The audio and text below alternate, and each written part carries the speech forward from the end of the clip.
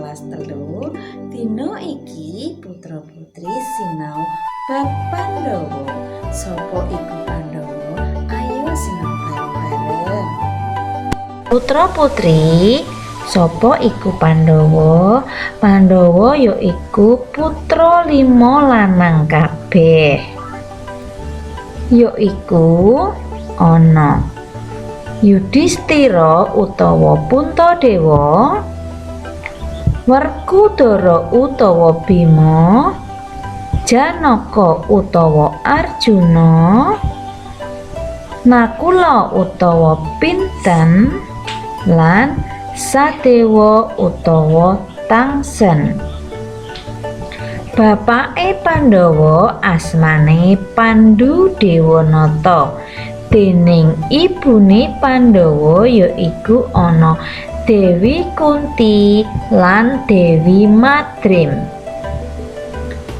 Prabu Pandhudewanata lan Dewi Kunti duwé putra telu yaiku Yudhistira utawa Puntadewa, Werkudara lan Janaka.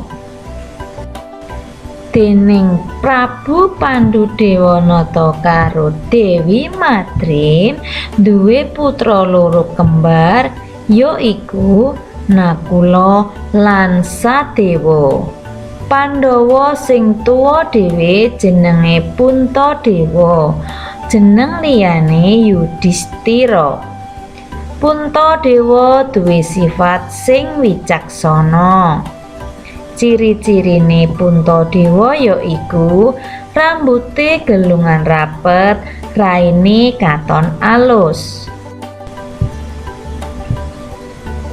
Pandhawa sing nomer 2 jenenge Werkudara, jeneng liyane Bima. Werkudara duwé sifat sing kendel lan seneng mbela sing bener. Ciri-cirine yaiku awake gedhe, dhuwur, mripate gedhe lan kukune lancip. Pandhawa sing nomer 3 jenenge Arjuna, jeneng liyane Janaka. Arjuna duwé sifat sing pinter lan sopan. Ciri-cirine yaiku awake sedengan, rambuté gelungan mlungker nanging ora rapet. Arjuna duwé paras sing bagus.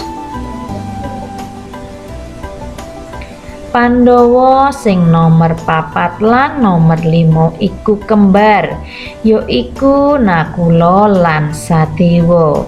Nakula lan Sadewa nduweni sifat sing jujur lan setya. Ciri-cirine yaiku rambuté gelungan mlungker nanging ora rapet, awake cilik, nganggo jamang ing tangan lan sikil. Pandhawa iku duwé sedulur yaiku kadang Kurawa. Kurawa cacahe ana 100. Pandhawa karo Kurawa iku sedulur tunggal embah, tegese embahe padha. Kurawa duwé sifat sing ala, seneng ngajak gelut, ngajak perang karo sedulure ora tau rukun. Gambar ing sisih kiwa iki antarane sedulur Kurawa ana Duryudana, Dursasana, Durmagati, Citraksa, Kartamarma, Ugrasena, Dursilawati lan liya-liyane. Perang Bharatayuda iku perange Pandhawa mungsuh Kurawa. Perang iku nggambarake perang kebecikan mungsuh tumindak ala. Matur nuwun, berkah dalem.